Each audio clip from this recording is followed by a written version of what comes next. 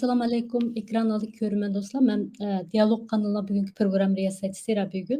Biz bugünkü sahibimizge Amerikadan doktor Mirşat'ını teklif kıldık. Mirşat programımıza hoş geldiniz. Hoş buldum, rahmet. Assalamu alaykum görürmenler. Ve aleyküm esselam. Undaq bolsa biz programımızını başlaştım burun. Siz bilen bir kıskaça tanışıp çıksak, özünüzü tanıştırıp ötemiz. Oldu. İsmim Mirshat G'olib. Ben Korli'den vatandan. Amerikaga 2013-yili kelib magistrlik hem doktorlukni o'qidim. O'qigan kasbim antropologiyalik tilshunoslik, buni inglizcha linguistic anthropology deb qo'ydi. Shu Amerikaga kelgan vaqtimda men tadqiqot temam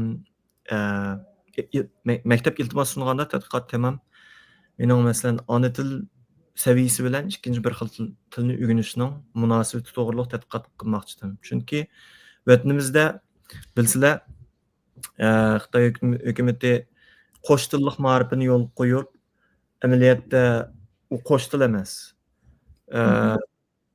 Ona tilimizni chiqarib boshladi. Shuning bilan men o'ylab hamda sodda vaqtimda o'ylab, buni tadqiqotdan birini qilib, o'sha ona tilning ikkinchi bir xil tilni o'rgandiganga foydasi bo'lganligini ko'rsatsam, o'sha tadqiqot bilan siyosatda o'zgarish bo'lib qolarmi deb shularni o'ylab, men shu temani tadqiqot qilishni o'ylashib, Indiana universitetiga kelgan. Ondan keyin 2017dan boshlab, yo bo'lmasa 2016ning oxiridan boshlab nima bo'lganligini demsam hammamiz bilamiz. Vatanga qaytib bu tadqiqotni qilishning qanchalik qiyinligini demsam bo'ldi. Shunga u tadqiqotni qilmay deb Amerikada qilay bu tadqiqotni deb tadqiqotning temasini o'zgartirdim. Temasi Amerikadagi Uyg'ur muhojiratining, diasporaning til pozitsiyasi ham til ideologiyasi, bularning til qo'g'dash sharakatlariga qanday munosabat, qanday ta'sir ko'rsatganini tadqiq qilay deb shuni tadqiq qildim. Undaq bolsa sizning bu temani tanlashingizga shu 2017-yildan keyingi vatanda yuz berib atgan ahvollar va chet eldagi Uyg'urlarningki bu ana til qo'g'dash, saqlab qilish haqidagi shu omillar sababchi bo'ldi demak shunaqmi? Shu. Undaq bolsa men ortiq savollarni hozir sormay, siz eng avval shu tadqiqotingizda qo'llangan tadqiqot metodlaringizdan yo'lga chiqib, ham nazariy asoslar. Chunki bu ana til pozitsiyasi degan, hamda pozitsiyaning muhimligini bilamiz, lekin nima uchun muhim buniki ana tilni saqlab qolish va qo'g'dash bilan qanday munosabat bor degan bu vaqtda bizning bek tushunchimiz cho'nqir emas. Shu nazariy asoslar bilan bizga tadqiqotingizni ozroq tunishtirib o'tgan bo'lsangiz. Bo'ldi. Men PowerPoint'dan birini tayyorlab qo'ygan. Shuningda inglizcha hamda men Uyg'ur tushuntirib chiqay. Ondan keyin buningda garchi 5 yillam nazariy jihatdan hukm bermasammi, aldirmay hukmni berma. Shunday bo'lgandan keyin ko'rlik mening tadqiqotimni. Nazariyat 5ni episak, qisqacha episak, til pozitsiyasi va til ideologiyasi. Bu til pozitsiyasi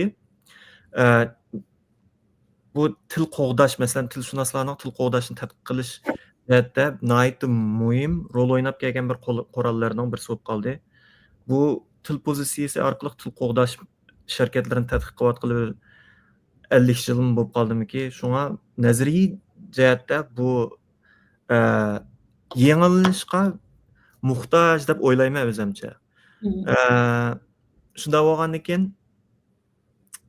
men endi bizning til antropologiyalik tilshunoslikda bir hukm bor-ku. Til ideologiyasi deb. Shunga shuni birlashtirib qilay deb qildim. Til ideologiyasining nimaligini men tushundirmay, lekin men mush tadqiqot masalan 2017da men vatan qaytolmaydi ekanman, men tadqiqotni qilay deb mush temaga kelganda bir narsani his qildim. Men bu ham degandek tilshunoslar bu til qo'g'dash sharkatlarini tadqiq qilganda til pozitsiyasiga ham tayanib qolgan. Masalan, til ideologiyasini tadqiqotida deb aytib chiqqanlar bor. Lekin haqiqiy haqiqiy shuning qanday ta'sir ko'rsatganligini yoza olganlar oz desam bo'ldi-chu. Shunda bo'lgandan keyin bizning antropologiyalik tilshunoslikda bekarek hamda til ideologiyasini bekarek cho'ng bilamiz, chunki bu mush antropologiyalik tilshunoslikqa bir cho'ng ta'sir ko'rsatgan bir hukm. Shunda bo'lgandan keyin mushuni birlashtiray deb anandan keyin mush til ideologiyasi zot qanday rol o'ynaydi, chunki boshqa tilshunoslar buni tadqiq qilganda tuzuk bekarek ishkirlab kiramabdi. Men bir kirib boqaychu qanday rol o'ynaydi deb shunga mush hukmni tanladim.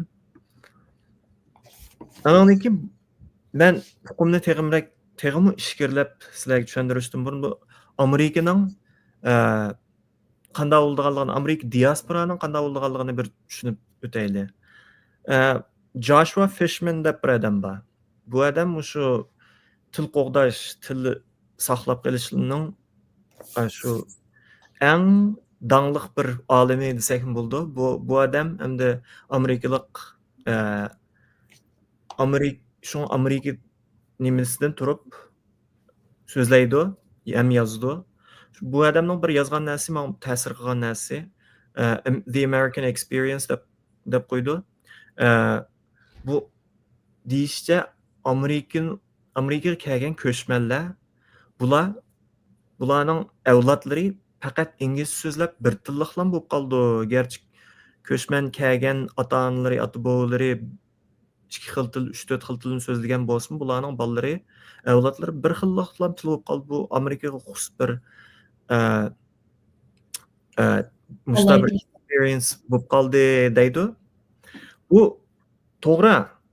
Lekin buni boshqa davlatlarga, g'arb ellarga elib, masalan Turkiyaga elib desakmi bo'ladi.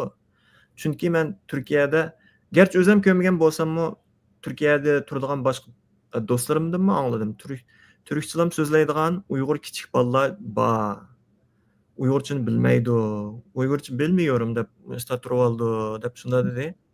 Masalan, mushni epesaqmi, mush Amerika bilan o'xshashda biz ko'chmanlarning mushda beshidan kechiradigan bir til to'g'riliq bir ish bo'lib qoldi bu. Anandan keyin bu men uchun shaxsan men uchun nihoyat bir cho'ng masala deb o'ylayman. Biz duch kelgan. Bu Amerikada Uyg'urlar diasporadagi, muhojiratdagi Uyg'urlar mush masalani qanday hal qildi deb shuni o'ylash orqali bu tadqiqotni qildim-da. Hamda Amerikadagi Uyg'urlarning nega joylashganligini bilmasanglar tushuntirib chiqay. Yaqinda 2023-yil qilingan bir tadqiqotda Amerikada 10 ming atrofida Uyg'urlar bor deb deyilgan. Andan keyin ularning balkim bildigan yeringlar Amerikada Uyg'urlar jiq deb Washington shundami? Amaliyotda Washingtonning atrofidagi Maryland va Virginia deb ikki shtat bor. Shu yerdami jiq? Bu yerda Washingtondan 1 soat yo bo'lmasa 2 soat mashina haydab shunchalik orliq bor. Shu yerdagi to'plashgan Uyg'urlar bor. Andan keyin yana ikki cho'ng Uyg'urlar to'plashgan yer bor. Birsi Los Angeles, yana birsi Kaliforniyaning shimolidagi Bay Area deb qo'ydi. Shu dengiz bo'yidagi shaharlar, masalan San Francisco, San Jose degandek yerda. Uyg'urlar markazlashib yashaydigan yerlar bular. Uyg'urlar markaz, Uyg'urlar jiq ya. Masalan, men Indianada, bizning Indiana shtatida, masalan, ya bo'lmasa Midwest deb qo'ydi, o'ttir g'arb deb. Midwest degan hamda burun qo'ygan ismga, garchi Midwest deganning g'arb taraf emas, sharqiy qirg'oq Amerika cho'ng bo'lib ketishdan burun qo'yilgan ismga Midwest deb. Bu Midwestdagi Uyg'urlar balkim yig'ib to'shab kelsa 50-60 chiqib kelishi mumkin. U 100 ga bormaydi. Masalan, Washington, Maryland, Virginia yig'ib kelsa necha ming chiqib qoldi. Kaliforniyadan bor. Kaliforniya deganim Los Angeles and San Francisco degan yerni o'z ichiga olgan. Andan keyin yana bir narsani o'ylashmasak bo'lmaydi, chunki bu tadqiqotimning boshqa ko'chmanlarning tiliga o'xshamaydigan yeri bizning transnational repression bor. Transnational repression deganning xalqaroliq bostirish deb qo'ysaqmi bo'ldi. bizning hamda Uyg'urlar diasporada turib nurg'un masalan besimlar bor, vatandan kelgan besimlar bor, vatandan saqchilar uni buni deydi, uni buni qildi, shundaq bizning mishat turib erkinligimiz bor deb o'ylasaqmi, erkinligimizni tortib olishga o'rinda shunday bo'lgandan keyin bu yerdagi ularning qilayotgan bostirishi nurg'un shaklda bo'lib qoldi. Andan keyin yaqinda 2023 yili yana bir nima chiqdi, tadqiqot chiqdi. Bu tadqiqot shu xalqaro bostirish to'g'riliq qilingan tadqiqot. Bularning deyishicha so'z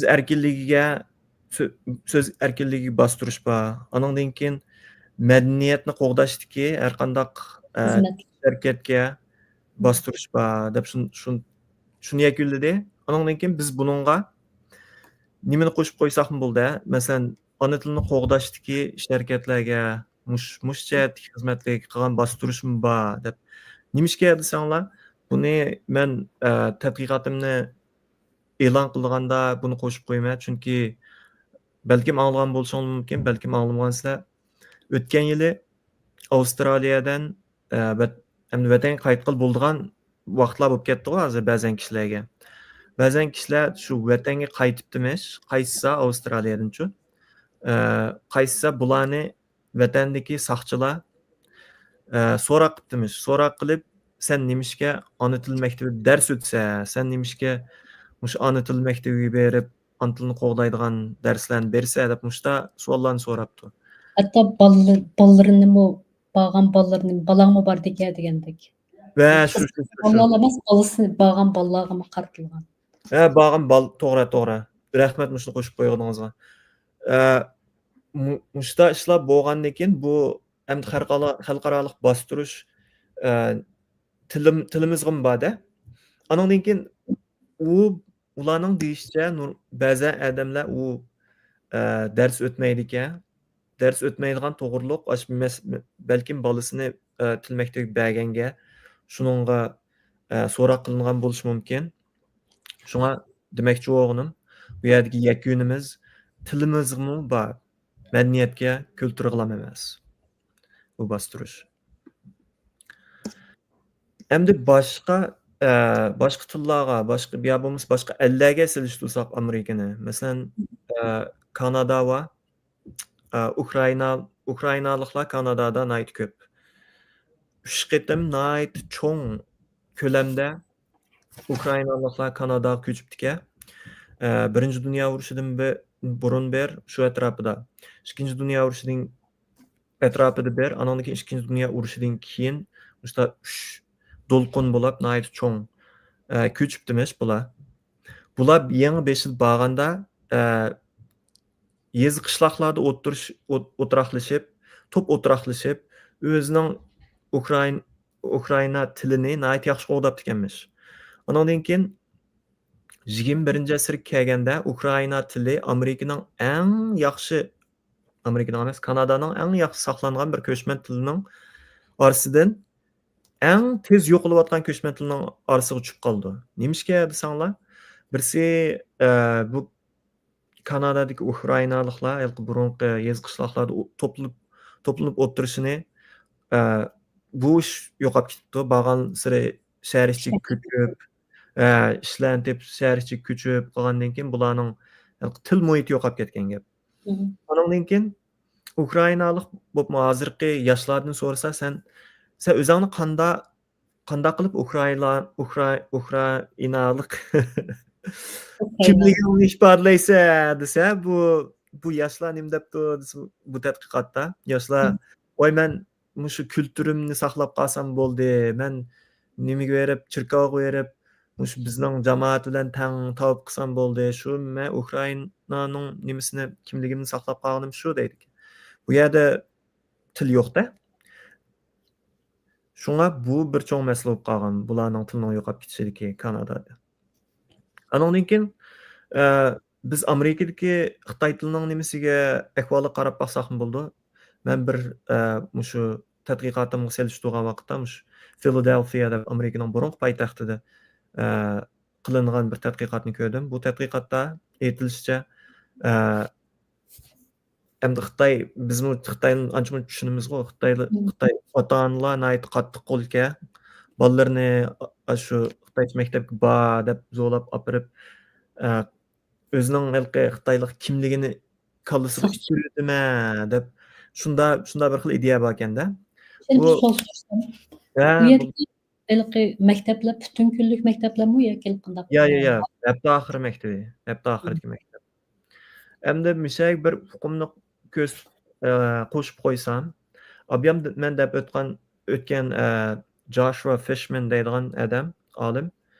Bu olimning nurg'un tadqiqotlari bor-ku, mush to'g'riliq. Bu odamning yana bir chiqargan yakuni nihoyat muhim bir yakuni, masalan bizga tushadigan yakuni. Shanba-yakshanbadagi maktabda o'rgangan u ona tilining miqdori nima emas, yetarlik emas deb yakundan birini chiqaribdi. Masalan, men nurg'un desam bo'lmaydi, ba'zan ota-onalarni ko'rdim. Bolalarini shanba-yakshanba maktabga berib o'tiblar, ish tugadi deb uyga kelsa inglizcha gap qilib qildiganlar bor. Bundaq qilsa bolaning uyg'urchasi yaxshi shakllanib bo'lmaydi, yaxshi o'rganolmaydi.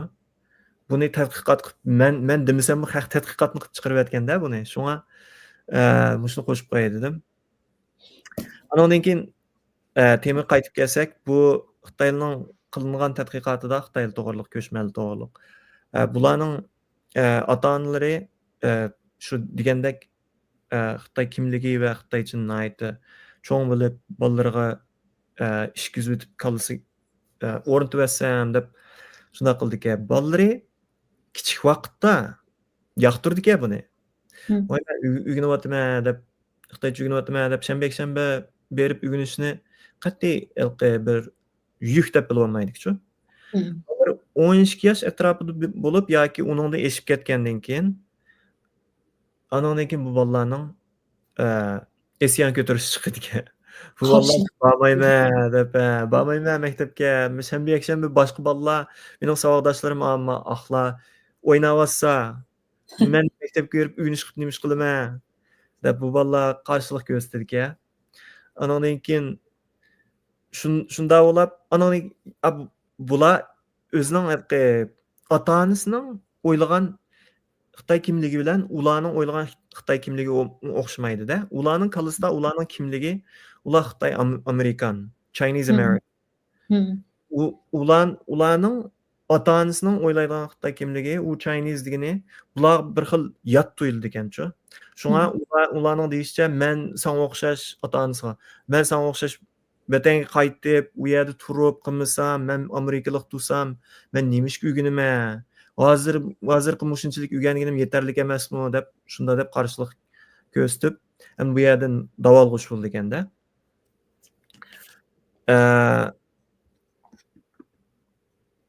Endi alani ko'rib olgandan keyin endi rasmiy nimaga tushayli? Nazariyaga. Uxlab qolmanglar. Evet, şaşırib turadi. Til ideologiyasiga kelib kelsak, endi til ideologiyasining nazariyani nazariyaviy tilda tushundirmay, men misol deb tushuntirib beray. Masalan, til ideologiyasi desak, Amerikaning misolini aytay. Masalan, men bir guruh do'stlarim bilan o'tirib paranglashib, birasimiz orasimizda bira minkohan bir Xitoy so'zini so'zga qistirib qo'ydi. Shunga bilan oramizdan birisi chiqib, "Voy, sen Xitoycha qistirmay gap qilolmamsan" deb sap Uyg'ur tilida gap qilmamsan deydi. Amaliyotda shu sap Uyg'ur tilida gap qilmamsan degan odamni unda kuzatsak, ingliz so'zlarni shunda erkin, ozoda, hech qanday ortiq o'ylamay turib akirdi-da. Bu yerda masalan, bu yerda nima bo'lyotdi desak, birinchisi til sapligi deydigan bir gap bor. Bu dunyoda hech qanday til sap emas. Chunki almisoqdan tortib har qanday bir jamiyat, yana bir jamiyat bilan elish berish qilib turdi. Mushu orqali til bir-birisi bilan almashtirish bo'ldi. Masalan, Uyg'urchada men sap Uyg'urcha deb o'ylagan mushta Uyg'urchadami, masalan, arabcha, farscha so'zlar, ruscha, nurg'un so'zlar bor. Mushularni o'ylamay, yana birisi o'zining qilayotgan inglizni, qistirayotgan ingliz so'zlarini o'ylamay, sen Xitoycha so'zlayotsa, sap Uyg'urcha gap qil degani bu til ideologiyasi. Chunki birinchisi men aytgandek, sap Uyg'urcha yo'q. Sap Uyg'urcha deydigan gap. Sap hech qanday til yo'q, Uyg'urchalar emas. Andan keyin yana birisi bu yerda inglizcha qistirsa, bu Uyg'urcha bo'ldi ekan. Xitoycha qistirsa, bu Uyg'urcha emas. Bu logikaga tushmaydi. Shunga bu ideologiya bo'ldi. Mushu misol bilan tushuntirsam aniq bo'ldi. Bu til ideologiyasi yana nurg'un bo'ldi. Masalan, yana bir xil til ideologiyasi markaz dialekt va Uyg'urchaning. Andan keyin boshqa bu shiva, boshqa yerlarning so'zlari. Masalan, markaz dialektini mushu Uyg'urchasining so'zlayotganing yerlik shivalar buzib so'zga Uyg'urcha degan bu amaliyotda bir ideologiya. Chunki biz markaz dialektini bir yerga kelib turib, "Mani markaz dialekt qildi" deb odamlar tuzib olgan narsa-da bu. Shunga u ideologiyaga o'zgarib qoldi. U xalqning o'zining yerlik shivasini besish bo'lmasa, uni Uyg'urcha, sap Uyg'urcha emas bo'lmasa, buzilib ketgan Uyg'urcha deb ko'rish uchun o'zining ko'z qarashini tengish. Shu ideologiya bo'lib qoldi bu. Shunga mushular til ideologiyasi deydi. Andan keyin til pozitsiyasiga kelaylik. Til pozitsiyasiga kelsak, 3 xil pozitsiya bor. Birinchisi cognitive attitude deb qo'ydi. Buni cognitive attitude-ni bunda logikalik pozitsiya deb tushunsak bo'ldi. Masalan, men inglizcha o'rgansam, mening kelgusimga nihoyat yaxshi. Shuni inglizcha o'rganay deb. Bu yerda bir xil logikalik tafakkur bor-ku. Shunga bu yerda bu xil til pozitsiya cognitive attitude bo'ldi. Ondan keyin affective attitude bo'ldi. İkincisi affective attitude. Bu nima desanlar, bu tilga bo'lgan qiziqish, suyunish. Masalan, ingliz so'zlaydigan amerikaliklar atrofimdagi, "Voy, fransuzcha degan nihoyat bir xil chiroyli til, yaxshi o'rgangan bor, mening fransuzchani" deb ketadi. Bu xil tafakkur, bu xil pozitsiya affective attitude deb qo'ydi. Bu ikki xil pozitsiya bilan shu harakatlar bo'ldi-ku, til o'rganish bo'ldi, shu ikki xil pozitsiya orqali. Shuning bilan buni behavioral attitude deb qo'yamiz. Masalan, mushlarni o'ylab, men ingliz o'rgansam bo'lmaydi, yaxshi ingliz o'rgansam yaxshi bo'ldi deb o'rgandi. Voy, fransuzchani da chiroyli deb o'rgandi. Mush o'rganish jarayonidagi pozitsiya behavioral attitude deb qo'ydi. Endi tadqiqotga kelsak, men tadqiqotni ikki xil metod bilan qildim. Birinchisi savol shaklida to'g'ri taqib. To'g'ri taqib deganim endi bu biroz sezgur bir tema. Shunda bo'lgandan keyin taqatgan adamim kim u desanglar, men o'zim ishonadigan kishilarga bu tadqiqotim qatnashay desang, qatnashgin. Agar sen ishonadigan tadqiqot qatnashchisi bor bolalar bo'lsa, bergin deb shu ulinishni avatpadim. Ulinishni avatpasam 76 odam tadqiqotga qatnashdi. Andan keyin bu tadqiqotning ichida 50 savol bor. Bu savollarni 3 xil tilda qildim-da. Endi inglizcha, Uyg'urcha, andan keyin Xitoycha shu 3 xil tilda qildim. Endi Uyg'urchaning kirlik yo bo'lmasa boshqa xil nima yozilishni qilmadim. Chunki men vatandan kelgan Uyg'urlarga kerak. O'rta Osiyoning boshqa ellardan kelgan Uyg'urlarni u boshqa tem bo'ldi deb o'yladim-da, mening o'zimcha. Chunki biz vatandan kelgan Uyg'urlar balkim nurg'un jihatda o'xshashroq o'ylaymiz, nurg'un jihatdan pozitsiyamiz bir-birimizga bakarak yaqin. Shuni tadqiqot jihatdan o'ylab turib shuni qildim. Andan keyin Eng ahırda bir sual sorap, men tadqiqatni davomlashtirmoqchi, ziyorat shakli orqali. Qatnashamsiz deb savolni so'ragandan keyin buning qatnashadigan nurg'un odam qatnashma deb chiqdi. Lekin Yüz turan ziyaret mi mesela? Sol. men 100 turani ziyorat qilmoqchi edim, lekin Covid bo'lib, hamda 100 turani qilolmadim. To'r bilan Hı hı. qildim hamma ziyoratimni. Bu ziyorat shu har qatim 40 minutdan 1,5 soat atrofigacha bo'ldi. Shunda bu ziyoratning maqsadi shu ishkirlab kirib. Hamda bu beşidagi savollar, 50 savollar hammasi anonymous yoki anonymous Uyg'urcha nima deydi Abigul? İsimlerini so'ramadim. Bularning kimning nimligini bilmayman. Namsız. Namsız. Namsiz javoblarning hammasi namsiz. Shunda bo'lgandan keyin men Kim qanday cevap verdi bilmeysiz. bilmayman. Lekin shu javoblarni ep turib, mas'ullarga mandaqaroq javoblar kelibdi, mas'ullarga mandaqaroq javob kelibdi. Nima uchun? Men bulardan nimani o'ylaydi? Men zodi bilib boqmoqchi deb. Amaliyotda o'ylasanglar, ishkirlab kirsak, til ideologiyasi chiqib qoldi-chu. Chunki tilning nimasiga, pozitsiyasiga va 3 xil degan narsaga yuzaki savollar bilan ularni qig'ili bo'ldi. Yoki nima uchun inglizcha o'rgansiz, nima uchun xitoy so'zlaysiz degandek gaplarni qilsak, va xizmat uchun yo bo'lmasa nima uchun falon piston deb javob berdi. Buning hamda shuning bilan pozitsiyani o'lchigil bo'ldi. Lekin ideologiyaga kelib kelsak, cho'qim ziyorat qilsam bo'lmaydi deb shu ziyoratni qildim. 76 adamdan qancha adam javob qaytirdi? Ziyoratingizni qabul qilgan. Ziyoratni qabul qilgan 10 necha odam javob qaytirgan. Bularning orasidan hamda men qilish beray, men qilmoqchi ziyoratni degan bilan amaliyotda ziyorat qilib, yo bo'lmasa Abigul siz qilibsiz, siz mushta javob beribsiz, ziyorat qildi desam javob kelmaydi.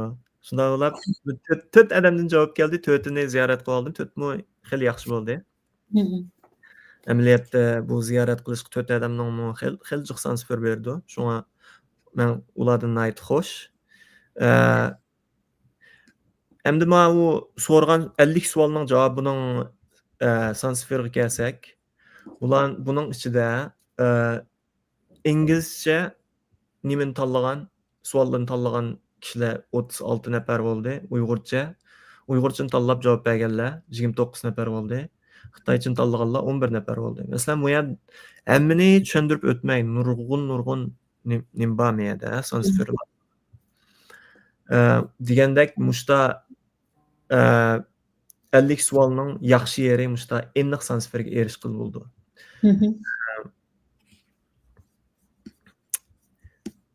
Endi cinsiyet ve her xil kategoriyalar bo'yicha size.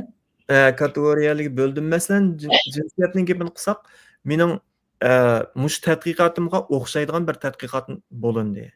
Endi %100 o'xshab ketmasmi? Chunki ular men til ideologiyasini tushundirsam, voy biz uni o'ylashmabdik deb shunda dedi. Lekin til pozitsiyasi jihatdan, bu jihatdan hamda antropologiya tarafdan qilib turib, til pozitsiyaga bak qarmabdi, lekin antropologiya tarafdan qilib turib bir tadqiqot qildi mushta. U qilgan tadqiqot Virginiyadagi ona til maktabi to'g'riliq bo'libdi. Bularning tadqiqot qatnashgan ko'pincha kishilar ayol kishilar bo'libdi. Meniki qarasanglar amaliyotda er kishi ko'par aka. Nimishga desanglar, men ob'yam degandek Satoldi telefon kelib qoldi.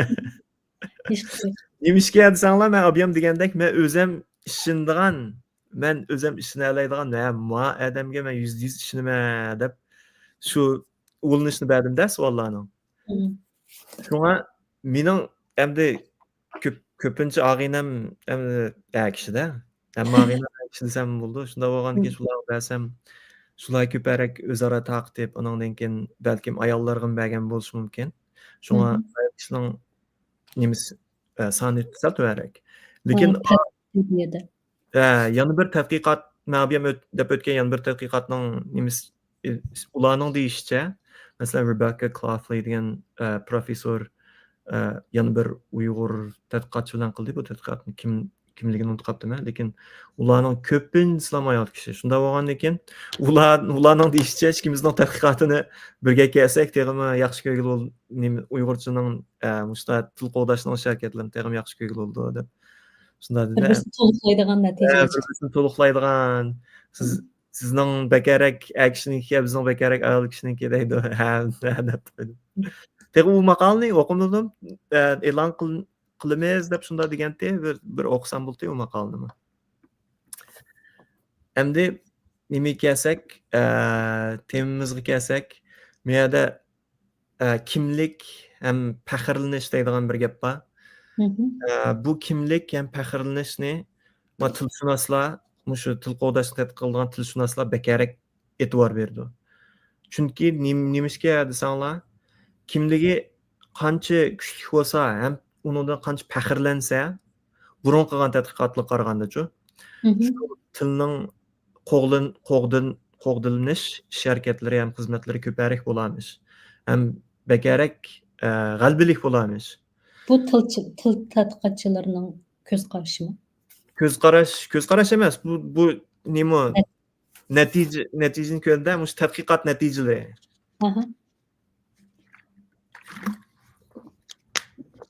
Tadqiqot natijalari mushta chiqdi. Shuning bilan men bu savol 50 savolning orasidan 5dagi 10 ga yaqin savollarni faqat kimlik bilan o'zining kimligidan faxrlanish to'g'riliq ham so'radim. Masalan, mening qarasanglar kimlikka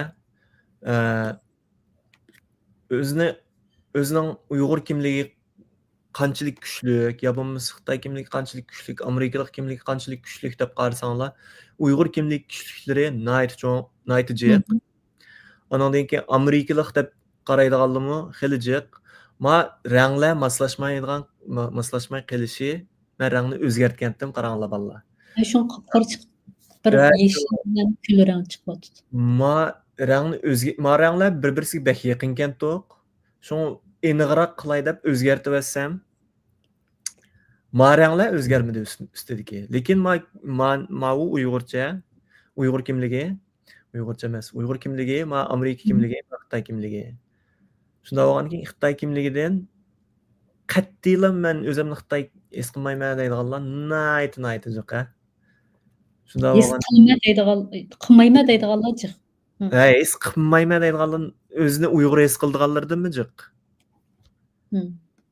O'zini nihoyat vahshiy men Uyg'ur deb chiqqanlar 59 odam. Ben qattiq Xitoy emas deb chiqqanlar 67 odam.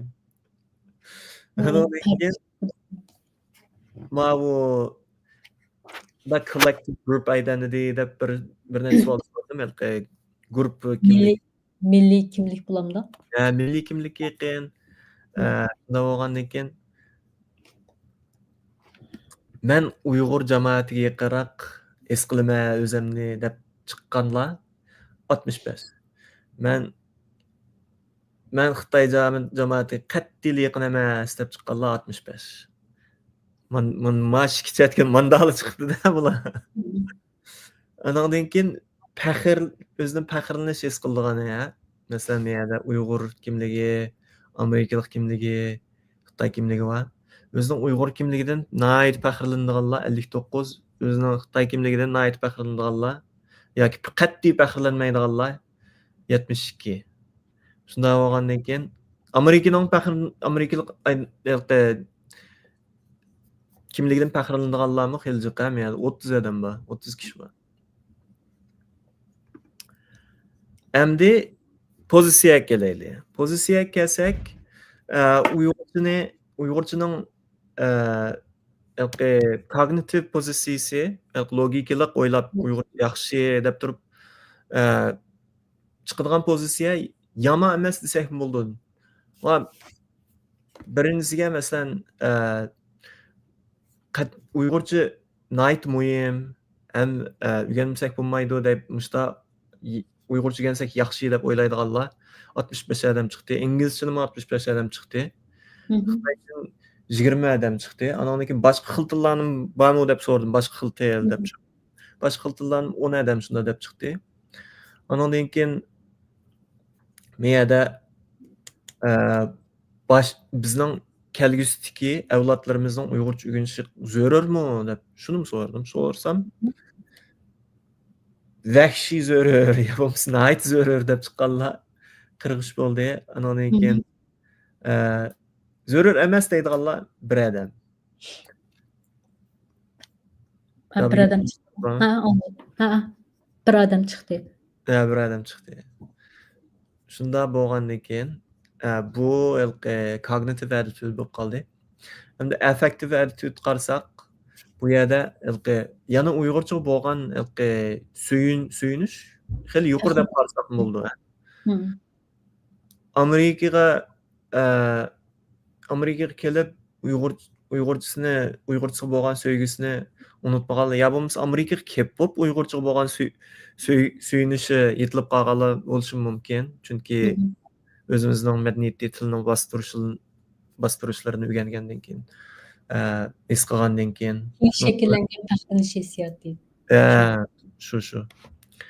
Andan keyin bu yerga qarasak, oldinqisiga qaraganda sal farqliq shunda bo'lsa-mu, lekin Uyg'urchaning jamoatdagi Uyg'ur Amerika jamoatidagi status deganni o'rni deb esak o'rni qanaqa deb bir savol so'radim-chu men. So'rasam, night yuqori deydiganlar chiqdi. Yuqori deydiganlar chiqdi. Odatlikcha deydiganlar chiqdi. Yuqori o'rni yo'q deydiganlar chiqdi. Yuqori deydiganlarning soni nisbati ko'proq mamlakatda. Yuqori deydiganlarning soni nisbati 47 deb hisoblasak bo'ldi, men ikkisini hisob qilib. 47 ni ma 5'lik sonlarga selishtirsak, yana sal tuvanni, men yerda farq chiqdi. Bu yerda xil cho'ng farq bo'ldi. Andan keyin bu yerda kimlarning mushta deyotganligini bir uqbaqay deb qaradim. Bu yerda masalan Minkovminlar va ona tilida tarbiyalanganlar, Minkovxonlar va Xitoycha tarbiyalanganlar. Andan keyin u Negauban deb qo'ydi, Xitoydagi Ishkirdagi to'lg'ottirildi berib, shu yerda o'qiganlar. Andan shularni bir qildim. Bu yerda aniq ko'rinmaydi ekan, lekin shuni so'radim. Andan keyin yana bir qilgan bo'lgan analiz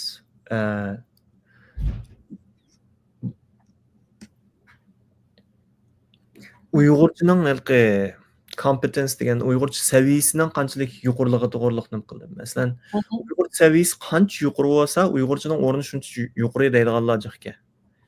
Uyg'urcha saviyasi tuvarrak bo'lsa, Uyg'urchaning o'rni tuvan yo yuqori emas deydiganlar bo'ldi. Bu yerda Uyg'urcha saviyasini siz ma'rif saviyasi deb qaraymizmi? Amdilik masalan. Yo'q. Bunda bir gap. Men yerda men aniq tushuncha berib o'tay. Men Uyg'ur saviyasini so'radim-chu. Bularning ham 50 savolning ichida mush o'zi qanday degan bo'lsa, men mush deganni hisob qilaman deb turib, masalan savol so'radim. Uyg'ur so'zlashingiz qancha yaxshi, masalan 0 dan 10 gacha bo'lsa, Uyg'urcha qanchalik yaxshi so'zlay olasiz deb so'radim.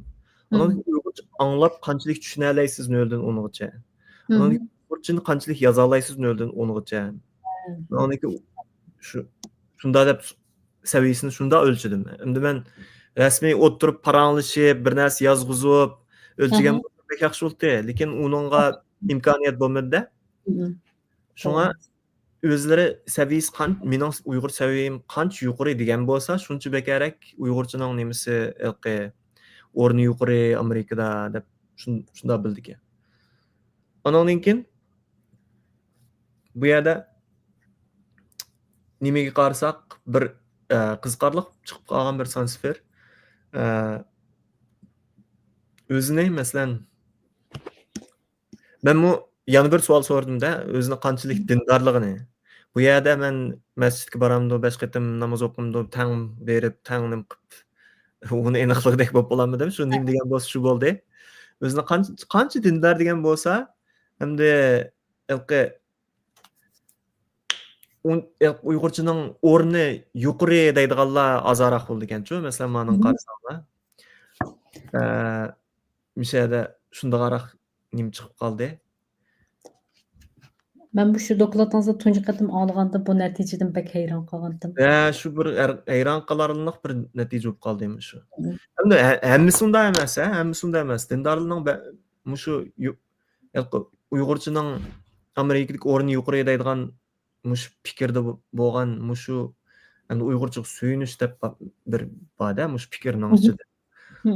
Muşda oýlaýdyganlaryň arasynda dindarlar bar meselem manyň garasak.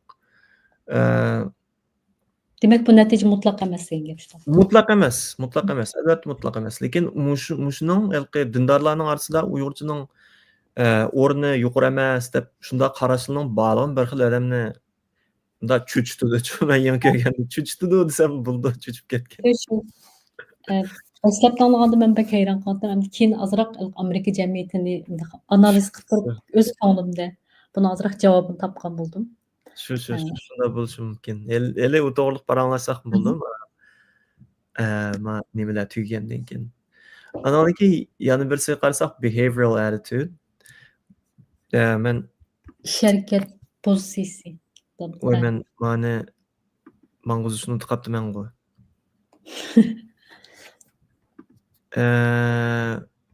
Abiyaqa sansferlarni bir köstütey sizlerge. Abiyam mawu cognitive attitude delqi. Logikalyk oýlap Uýgurçynyň ýaxşylygy dep mana 65. Anandan keyin Uýgurçyga bolgan süýnüş digen meýerde mawu Uýgurçynyň orny ýokary digen bir gep boldy ýa. Uýgur Naýt goşulma mana 47'de. Anandan keyin neutral diýdiganlar 20 netçe. Normal. Mawu ilki Minko Khan diýenlerni oýlaşyp turup galanlar meýerde. Minko bolsa köpärek Uýgurçynyň orny ýokary dep oýlaýdy eken. Anandan keyin Uýgurça abiyam dep ötkendek meniň Uýgurçam naýt ýaxşy dep çykkanlar. Uýgurçynyň orny ýokary dep oýlaýdy eken. Anandan keyin mawu dinni jähetini epetganda Özüne dindarrak dep gösteren dindarrak dep bilgenler belkim Arapçyny ýokaryrak orun goýuşy mümkin, Inglizçyny ýokaryrak orun goýuşy mümkin. Şunda wagt bu sansfer okşamaydygan, başgasyga okşamaydygarak çykdy. Lekin baýa digendek mutlak emas bu. Endi behavioral attitude kelsek, bu ýerde Uýgurça togurlyk sorumdum. Çünki Uýgurçyny bunyň enek näde işlediğini Uýgurça şerket näde boldy? Öýde boldy, jamaatnyň içinde boldy. Belekýat bolmaýdy. Şunda bolap men Hytaýça bilen Inglizçini sordum. Meselem garasak Inglizçini her zaman işletme diýdiganlarymny aýtjak. Hyzmat işletme diýdiganlarymny aýtjak. Men ijtimai turmuşymda ingliz işletme diýdiganlar azyrak bar, mektep işletme diýdiganlar azyrak bar. Öý sirtide işletme diýdiganlar azyrak bar. Ondan keyin Hytaýçyny aýle işletme diýdiganlar çykdymy? Ha? İngilizçeni aýle işletme diýdiganlar çykdymy meselem? Ýa, çykmady. Ämeliýetde men bilime aýle işlediganlar bar. Men öz gözüm bilen görgän muny. Manyňky demedi-de. Bu ýerde samimi bolmaý kagany.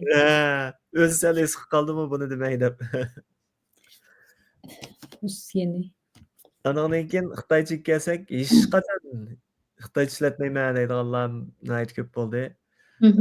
Ben media consumption, meselem mediany gubul kılan Hytaýça media görmän diýdiganlar boldy. İjtimai turmuşymda Hytaýça ançymynç işletmän diýdiganlarym boldy. Diýdigan bir 3 adam çykyp kaldy. Emdi Ma ziyorat qilgan kishilarga kelsak, 4 odam bo'ldi dedim-ku. Bularning Aha. ichida 3 bir ayol.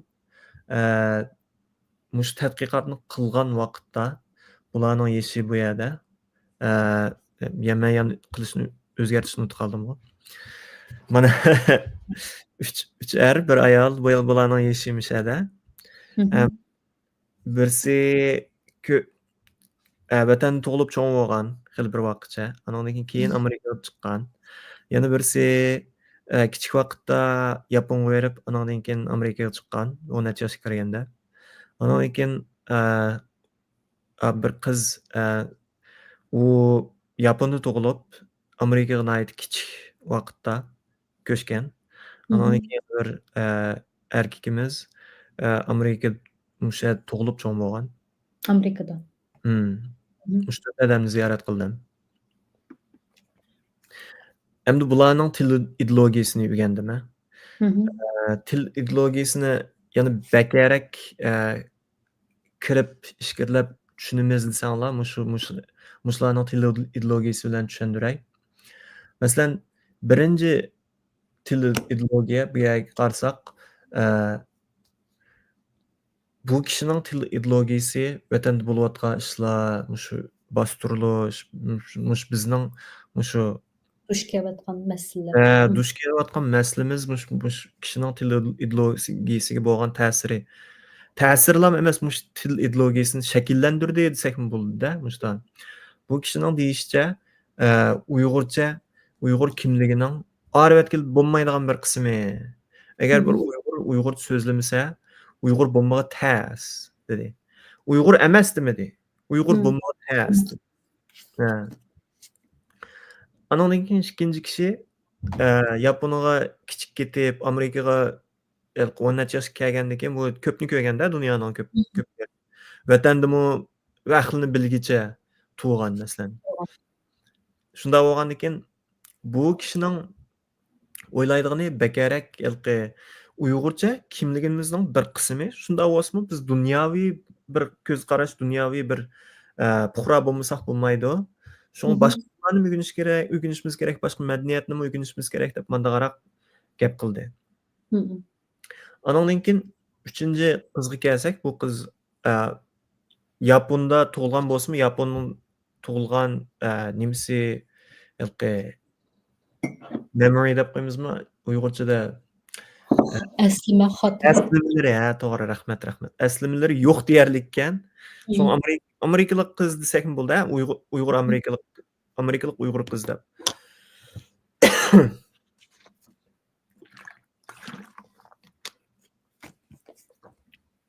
Bu qiz opasi bilan Uyg'urcha paranglashar ekan. Hı hı. Otasi bilan ingliz paranglashar ekan. Ham bu qizning Uyg'urchasi yo'q emas, Uyg'urchasi bor. Hı Uyg'urchasi hı. bor. Uyg'urchani anglab tushunadi. Men bilan Uyg'urcha gap qilishga tatindi.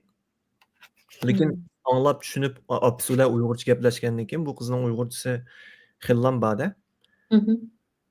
Shunda turug'liq bu qizning deyishicha, men Uyg'urcha tomoq yesam, Uyg'urcha kiyim kiysam, Uyg'urcha kulturni epmansam, mush Uyg'ur bo'lganligim shu, kimligim shu, Uyg'ur kimligim deb shunda dedi. Bu qizning deyishicha, Uyg'ur tili beshidagi ikkisidek cho'qim Uyg'ur kimligining bir qismi deydigan bir hukm yo'q menda. Hı. Bu qizning til ideologiyasi shu. Uyg'ur tiliga bo'lgan til ideologiyasi. Andan keyin 4-chi erkak kelsak, bu bola mishada tug'ilib cho'ng bo'lgan. Hı. Endi 5-da deganim 2017dan burun bu bola Uyg'urchani anglab tushundi ekan, lekin ota-onasi Uyg'urcha gap qilsa-mu, o'zi inglizcha javob berdi ekan. Andan keyin dadasi ba'zan Uyg'urcha gap qildi, inglizcha gap qildi ekan, lekin opasi qizga o'xshash Uyg'urcha gap qildi ekan. Shunda bo'lib 2017dan keyin lekin bu bolaning kallasida til ideologiyasida cho'rtlam o'zgarish bo'libdi-da. Qanday o'zgarish bo'libdi desam, bu bola men Uyg'urcha o'rganmasam bo'lmabdi. Uyg'urcha so'zlashim, Uyg'urcha saviyamni yuqoriltishim mening mushu Uyg'urlik kimligimni davomli kuchaytganim, Uyg'urlik bo'g'inim mushu. Ham shu bu bizning jamoatimizga bizga bo'lgan bostirishga bo'lgan bir qarshilik deb shunda dedi. Shunda bo'lgandan keyin buni anglab, voy buning bu yangi bir xil til ideologiyasi bo'ldi. Uyg'urcha so'zlashni, Uyg'urcha o'rganishni mushta deb tushunibdi bu deb. Buning bilan bu ziyoratni qilib to'plam to'xtab qolmadim. Davomliq aloqam bo'ldi. Yilda bir qatimdagidek ko'rib turman. Hozir Uyg'urchasi burunqidan nurg'unlam yaxshi. Masalan, mushu ziyoratni qilganda biz inglizcha qildik. Hozir o'tgan yili ko'rishganda biz Uyg'urcha paranglashdik. Chunki ziyoratni qilganda u shakl hamda ideya shakllanayotgan vaqt. Andan keyin kichigidan ota-onasi Uyg'urchaga qilsa, inglizchaga qilib, Uyg'urcha so'zlashiga bo'lgan o'zining ishonchi bek yaxshi emas-da. Shu ayni vaqtda Uyg'urcha paranglashimizmi yo ingliz paranglashimizmi deganda bu ziyoratni qilayotgan. Voy ingliz paranglashli dedi. Lekin o'tgan yil ko'rishganda Uyg'urcha paranglashdik-da. Hech qanday bemalol. Ba'zanda biror so'zini topolmaydigan ishlarda mana deydi deb. Amaliyot bek normal-ku. Men topolmagan so'zlarim bo'ldi-ku hozir. Normal. Demak, ideologiya shakllanib, bu harakatga o'tdi degan demakda. Shunaqmi? Dal o'zi. Bu endi bu til ideologiyani gapiga kelsak, bu an'anaviy tilni qo'g'dash bilan til ideologiyasining bog'lanishi nihoyatda zich deb desakmi bo'ldi. Mush aytgan yakun chiqargan tadqiqotim bilan ko'ramizki, bu 5 yil dedim men. Til ideologiyasini antropologiyalik tilshunosliklar tadqiq qildi. Lekin bu til qo'g'dashni tadqiq qiladigan tilshunoslarning bunda tang zich munosabati yo bo'lmasa bu ikkisining da fikr almashtirishi yo bo'lmasa bu ikkisining bir yerga kelib bir tadqiqot qilishi oz bo'ldi-chu. Shunda bo'lganki, mush yuchuqni bayqab men mush deb qildim degandek, mening beshida qo'ygan savolimga javob chiqdi. Til ideologiyaning haqiqatan til qo'g'dashga bo'lgan sharkatlarga bo'lgan xizmatlarga bo'lgan zich munosabati borki deb shunga mush yakun chiqdi tadqiqotimdan. Ya'ni rahmat. Sizga rahmat. Nazariy asoslar bilan ta'minladingiz. Haqiqatan til ideologiyasi va til pozitsiyasi ham bu sohaga nisbatan bir yangi bilim bo'lgandan keyin aralashtirib, hatto biz u e'lonimizda ham aralashtirib qo'yibdik buni. Bu pek yaxshi bir natija bo'ldi. Undaq bo'lsa, sizdan siz o'zingiz bu tadqiqotni qildingiz, izchil yana shuning ichida. Siz bir tadqiqotchi bo'lishibdingiz bilan faqat Amerika Uyg'ur jamiyatiga emas, balki diasporadagi Uyg'urlarniki o'sha til ideologiyasi masalasiga diqqat qilgan bo'lishingiz mumkin. Bu haqda o'ylaganlaringizni biz bilan o'rtoqlashsangiz. Bo'ldi. Endi bu yerda men qanday nereden boshlashni rostga qilsam bilmadim, Rabigul.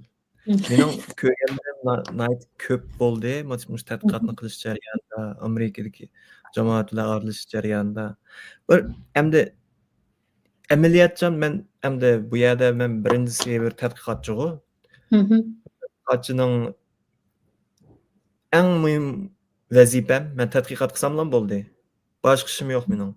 Tamog'imni yeb, uyqumni uxlab, tadqiqotimni qilib, mushuni yozib chiqsam mening shu. Lekin boshqa Amerikadagi jamoatga qarasak, bularning masalan oilasi va xizmati va nurg'un endi mas'uliyatlari bor-da. Shunda bo'lgandan keyin bu mas'uliyatlar ba'zanda Uyg'ur tilining oldiga o'tib ketib qoldi-chu. Bu priority desak. Qaysi muhim deb kelsak. Shunda bo'lgandan keyin bu ana tilini qo'g'dimak, bu Amerikada mush ko'chman bo'lib ana tilini qo'g'dimak past desak, buni e'tirof qilmasak bo'lmaydi. Garchi men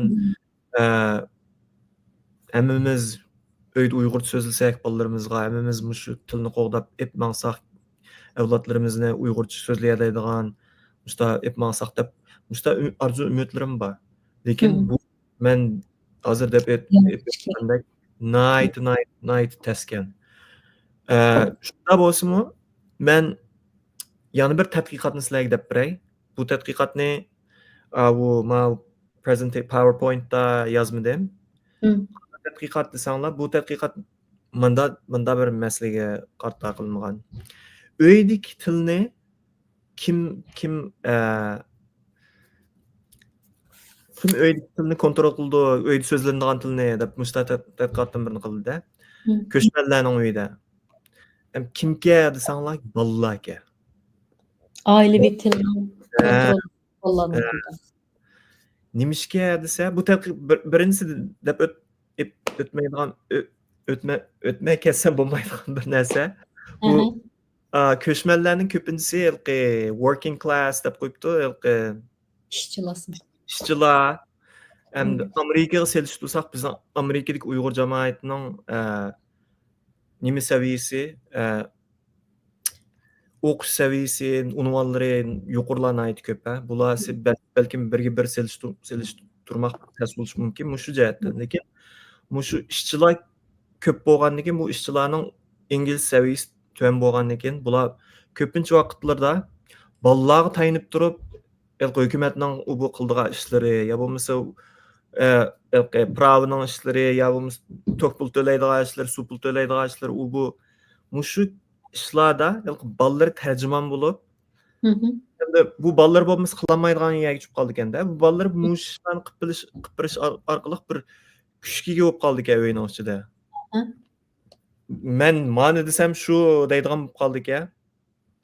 Shuning bilan bu bolalarmi mushu muhim ishlarning uyidagi ingliz tili bilan bo'lganligini his qilib, men ingliz so'zlayman uyda, ko'tar qasqiningni deb ota-onalarga shunday deyiladi ekan. Ota-onalar gap qilolmaydi ekan. Shuning bilan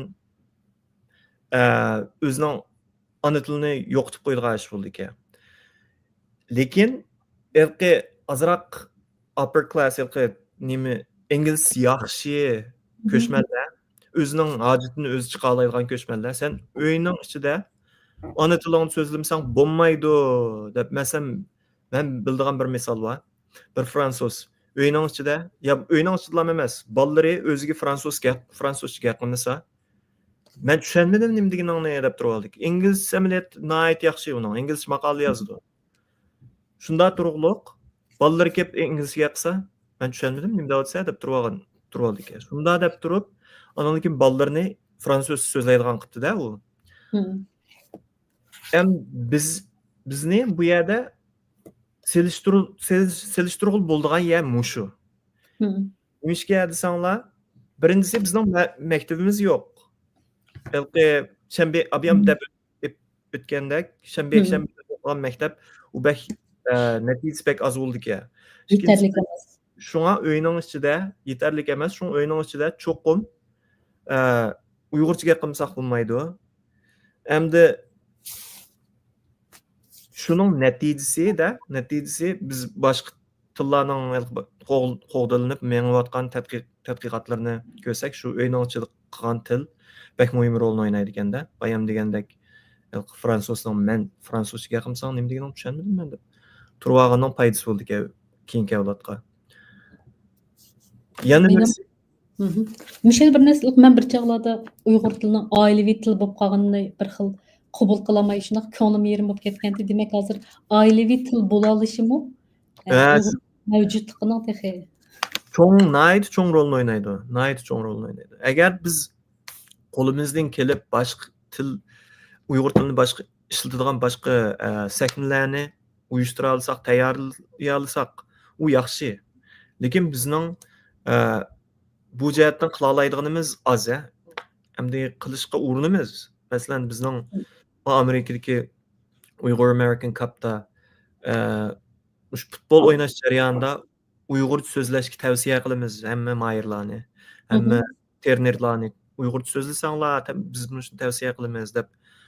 Shunga mushta yerlarni qo'limizdan kelishicha qilamiz. Lekin amaliyotda bizning maktabimiz yo'q, bizga Amerikaning hukumatining beradigan nurg'un pullari yo'q. Ma tilingni qo'g'da deb. Shunga bu yer uyning ichida qolgan tilning o'ynaydigan roli amaliyotda nihoyat cho'ng. Anandan keyin men nurg'un ota-onalarni ko'rdim. Uyning ichida o'zining bolalari bilan inglizcha qildi. Nima shunday qilsiz? Desa, "Voy men inglizchamni mashq qilay bolam bilan." Voy bolangizning siz undaq qilganingiz shaxsiyatchilikda amaliyotda. O'zining inglizchasini yaxshi olay deb bolasining uyg'urchasini Öldürüyor. ha, Hani öldürüş deysek bekrek to'g'ri bo'ladiki. o'ltirish deyishdan biz sal nima turamiz-chu? Ma bu bizning panda.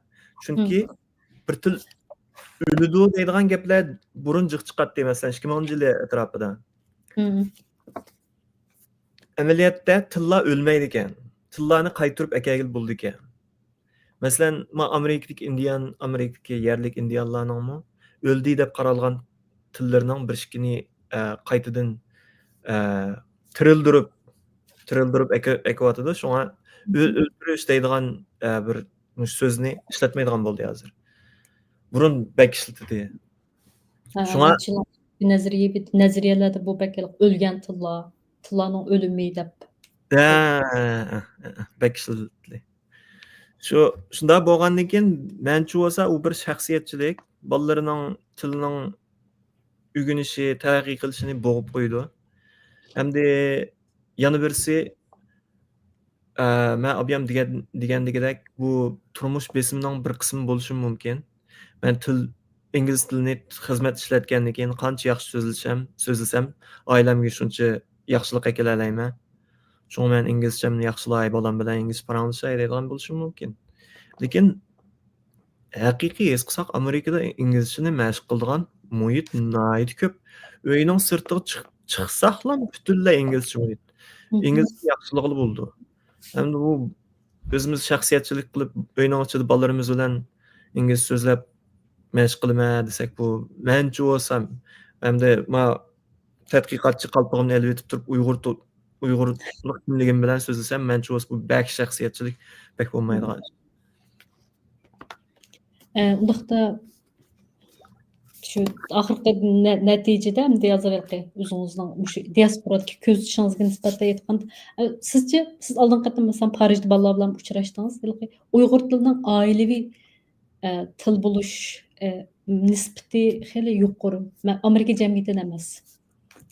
Masalan, o'tgan o'zingiz uchrashgan jamiyat bilan selishtirgan vaqtda oilaviy til bo'la oladimi sizcha Uyg'urcha diasporada? Uni men bilmadim.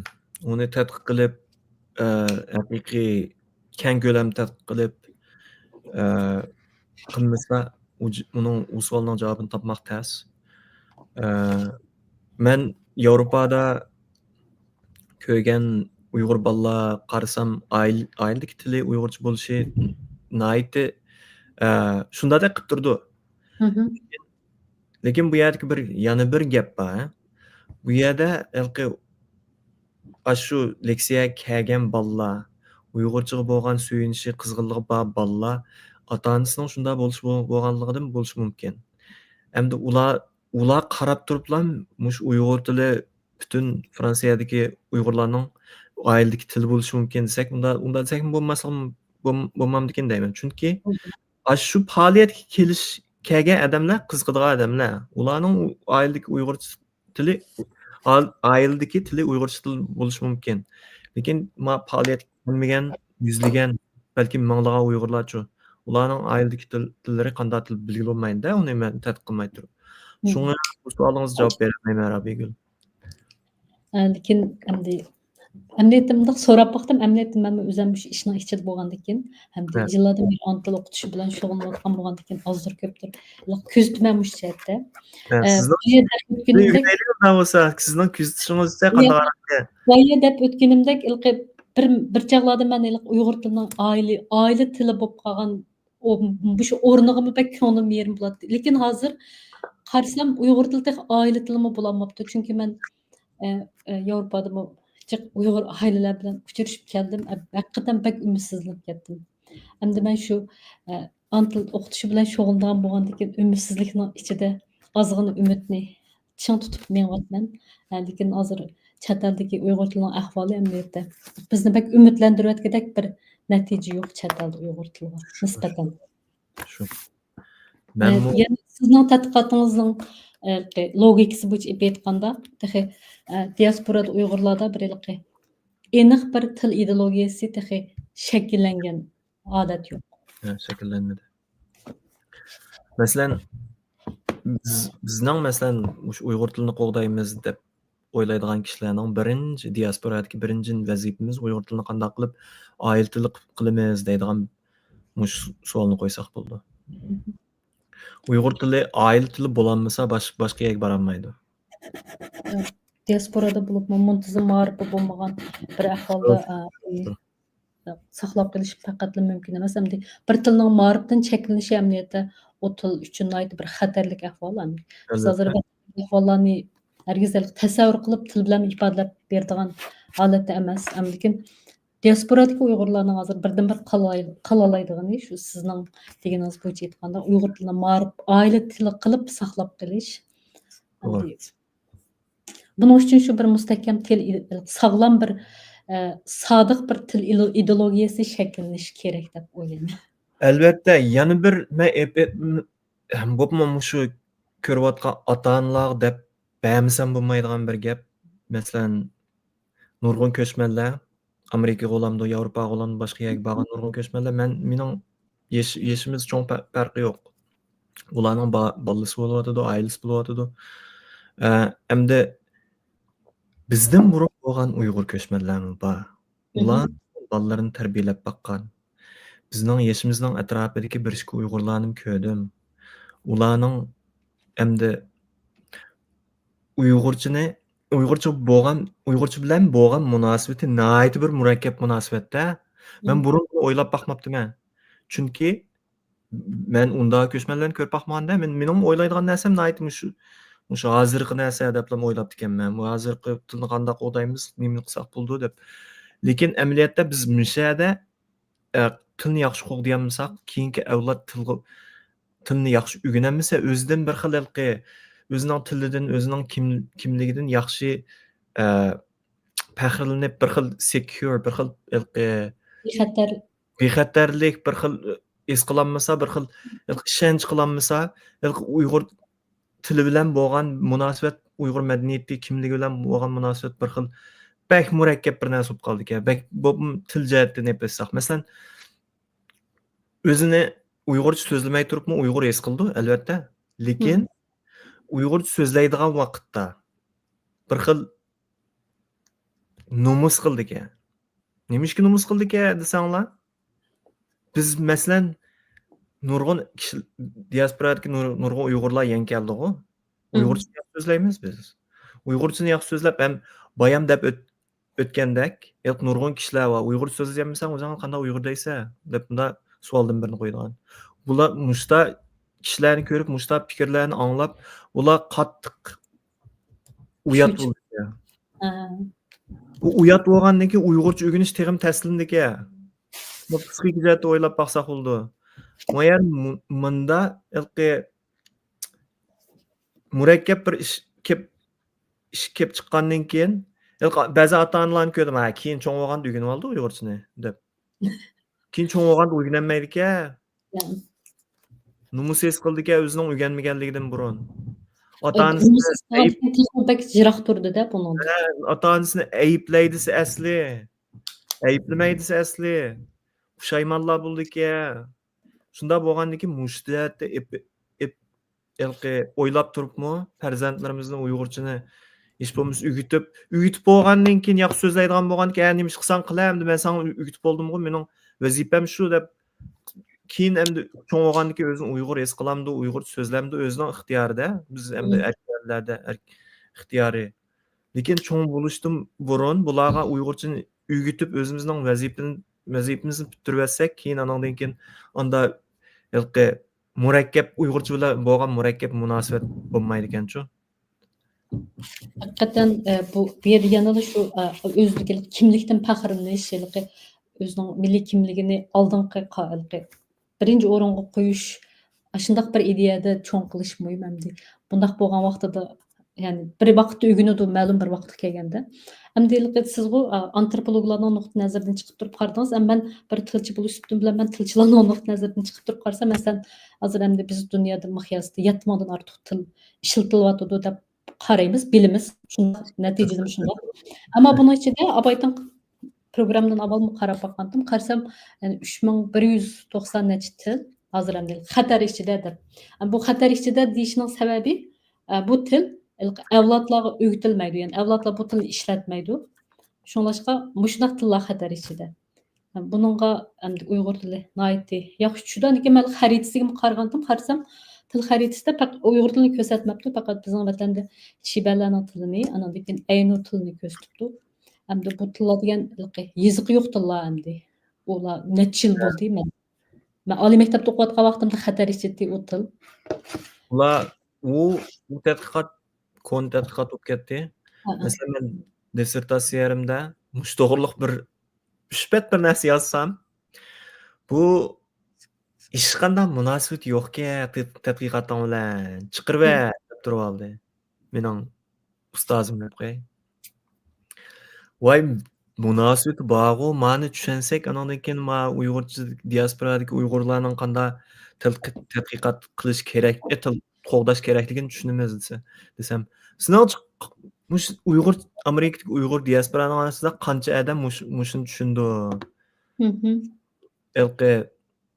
Bir 6 stage va 6 o'xshamaydigan Uyg'urcha Uyg'urcha miya kelib qoldi deb desam, sinovchi Uyg'ur diasporadagi qancha odam mushuni o'ylaydi deydi. Balkim biror ikkisi o'ylar, qo'yib ketsa desam, Amerikadagi Uyg'ur diasporada. Andan keyin shu bu tadqiqotning bilan hech qanday munosabati yo'qmi-da? Appendixdan birini qilib qo'y, buni kirgizma dedi. Ma'qul unda bo'lsa deb uni chiqarib o'tib. Haqiqatan endi men bugungi ziyoratda bir xil kishini ozroq umidvorlikqa boshlaydigan bir natijadan chiqishini pek orzu qilgandim, lekin afsus, realliklar oldida sal amaliyroq bo'lish kerak. O'zimizni saxta natijalar bilan hayajonga selib aldab o'tishning o'rni yo'q. Endi amaliy bo'layotgan ahvol shu. Albatta bu natijangiz hargiz bu asli biz e'londa shunday deyishimiz kerakda, Amerika o'rnigi deb. Ya'ni bu hargizmi diasporadagi butun Uyg'urlarning til ideologiyasiga vakillik qilmaydi. İnşallah biz kelgusida sizning Turkiyada va Yevropada deb bo'lgan tadqiqotlaringizning natijasini ko'ramiz deb o'ylayman. İnşallah. Bir Polshalik Amerikada yashab Nobel mukofotiga erishgan bir yozuvchininki bir gapi menga bek ta'sir qilganki, Czesław Miłosz deydigan odamning til birdan-bir vatan deb. Endi bu gap bizning hozirgi ahvolimizga bek tushdi. Endi bizni hozir vatan bilan bog'laydigan birdan-bir bog' til. Shuningdek, diasporadagi Uyg'ur jamiyatining mencha bu vaqt sal sagakrak bo'lib, amaliyroq va yiroqni ko'rar bir qadam ilishni hammamiz umid qilamiz. Endi tunugun dunyo ona til kuni.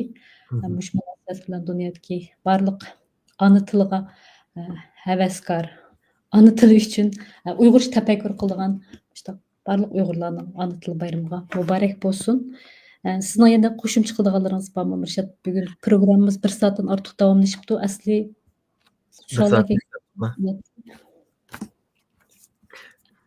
Bayatdan bek yaxshi gap qildingiz. Men sizga bir amaliy misol bilan tilning qanday, ana tilining qanday vatanligini tushuntirib qo'yay. Mening endi kechirishimda bu. Men bir shu diasporadagi yoshlarning topida, bu topda diasporadagi yoshlar bo'lganning ko'pinchisi Mishad cho'ng bo'lgan, yo bo'lmasa Mishad emas, Mishadlar emas, shu ingliz so'zlaydigan ellarda cho'ng bo'lgan, yo Mishad mush ellar tug'ilganda. Bular bilan ingliz paranglashimiz ba'zida ovozliq paranglar bo'ldi. Ovozliq paranglar bo'lganda Avstraliyaning shivlarini anglayman-da. Anglasam bir xil maň chet ellikdeklam bilindi-de. Hı. Çünki Amerikanyň oşusy bilen sözleýän, inglissini. Lekin bir güni bular Uygurça paranlaşdy. Hemmimiz Uygurça paranlaşdyk. Bularnyň Uygurça paranlygyny tunjy getim alşymda. Elki kallamdaki bular chet ellik deýdigan bir ukum, bir tam bolsa, gümürde öýrülüp düşdi-de bu tam. Woy, Uygurça. ya, şunda ýakyn his kıldım. Şunda elki arlygymyzdaki elki arlyk ýokap ketdi. Hı hı. Şonuň bilen oýlap, hemmimiz Uygurça sözlesek emeliýetde elki munda ýatlyk bolmaýdyken dep. Şu ýylky bizni hazır vatan bilen baglap durýatgan, hamda biz kaçan u ýerde ýaşaýalaymyz bilmeýmiz, lekin bizni vatan bilen baglaýdygan birden-bir näse til. Elki buny biz beşimizde taşga urup elip başga bir näselerni aldyga çykyryp çykyrsakmy aldyga çykamaydy hamda til hakykatan bu noktada bek muhim. Şoňlaşqa hemmimizning özümizden koluda bar bolgan muş birden-bir vatanda ýaxşyrak ýaşaşymyzyny ümit kılman. Köpden köp rahmet Mirşat. Sizge rahmet. Hemmeňlarga hoş pursat bergen. Bugünkü programmamyz meşede ahyrlaşdy. Kilerki sanky programmamyz görüşeýli. Hammalar aman bolunlar. Aman bolunlar. Rahmet.